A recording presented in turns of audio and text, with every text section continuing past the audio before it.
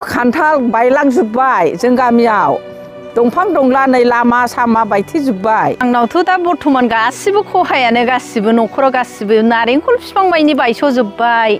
गयाबो बिराद बुरजा बायनानै दङ रायजोफोर बेहाय जोंनिया बिराद खहा जालांबाय आरो बारि बागान गासिबो न'खरावबो गासिबो थिं हिरि उरायजोब्बाय। हरखाबै गिलु बालु बारहुंखा सम गैया बोथोर गैया फैदों बारहुंखा।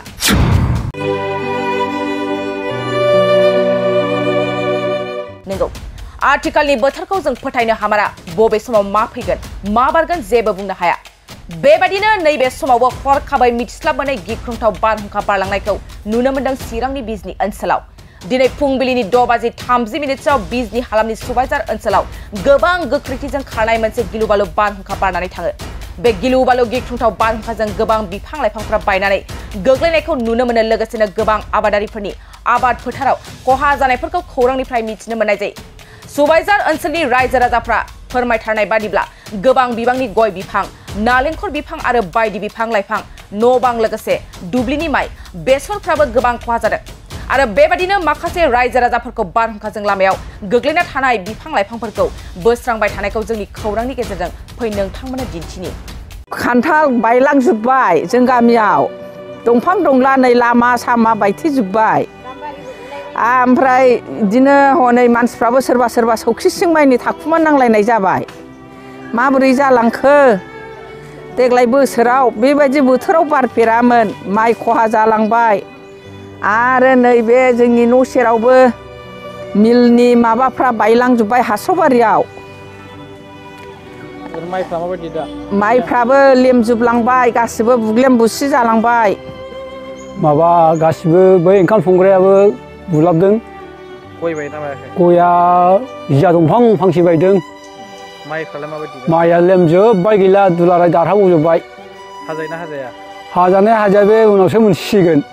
दाथ' लोमजोबनानै दं? दाथ' लोमजोबनानै बुलाबजोबनो दाबि जानांजोबो। बे मा खहा जादों आबैनाव? आंनावथ' दा बर्थमान गासिबो खहायानो गासिबो न'खराव गासिबो नारेंखल बिफां बायनि बायस'जोब्बाय।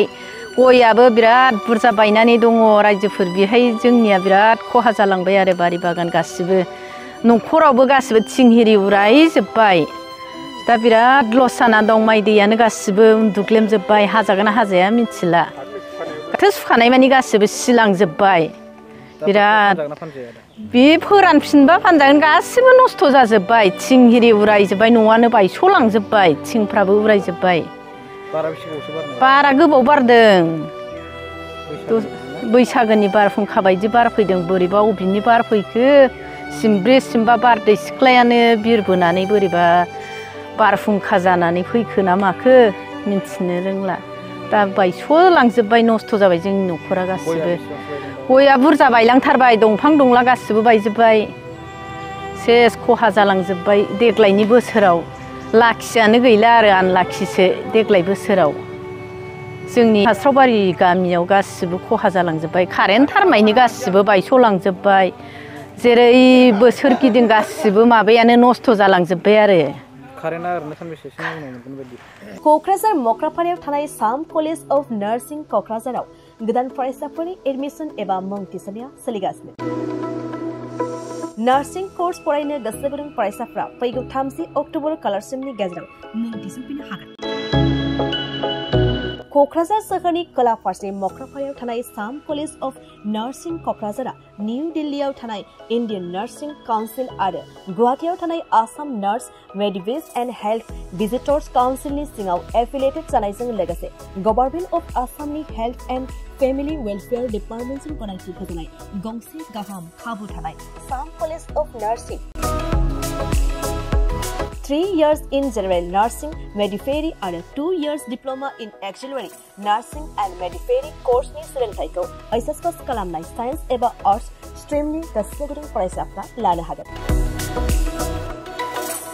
साम कलेज अफ नार्सिं क'क्राझाराव फरायसाफोरनि थाखाय digital classroom library facilities computer laboratory nursing foundation laboratory community health nursing and nutrition laboratory ओबीजी Pediatrics Laboratory, Free Clinical Science Laboratory, Clinical Training आरो हस्टेलनि थाखाय 4 storied RCC रेसिडेंशियल बिल्डिं लोगोसे बासजों थांलाय फैलायनि गाहाम खाबुफोरखौ होनाय जायो। आबुङै मिन्थिनो थाखाय 9854550697 नङाब्ला 9854300175 मबाइल नम्बराव खौरां लाहरनो हागोन। जोंना दा साम कलेजाव एडमिसना जागासिनो दङ 31 अक्ट'बरसिम आरो बिनि उनावहाय जोंहा स्टुडेन्टफोरनि थाखाय फेसिलिटि दङ बेहाय 3 इयार्स कर्स आरो हस्टेल फेसिलिटि दङ आरो हस्टेलाव थांलाय फैलायनि थाखाय गारिबो दङ आरो जों ट्रेनिंनि थाखाय 3 इयार्स कर्सआव जोंहा गासैबो फेसिलिटि दंजोबो। प्रेक्टिकेलनि थाखाय प्रेक्टिकेलबो जोंना मोजाङै जायो आरो बे प्रेक्टिकेल समावबो जोङो हस्पिटालाव लांलाय लाबोलाय खालामो। जोंहा एक्सट्रा गारि दङ आरो स्टुडेन्टफोरनि थाखाय हस्टेल फेसिलिटिबो जोंहा दङ। क्वालिफिकेशना जाहैबाय जिएनएमनि थाखाय हायार सेकेन्डारि पास जानांगौ। बिहेखि साइन्स बा साबसिन जायो किन्तु जों आर्ट्सनिखौबो लायो आरो एएनएमनि थाखायबो हायार सेकेन्डारि पास। एएनएम कर्सआ 2 इयार्स कर्स, जिएनएमआ 3 इयार्स।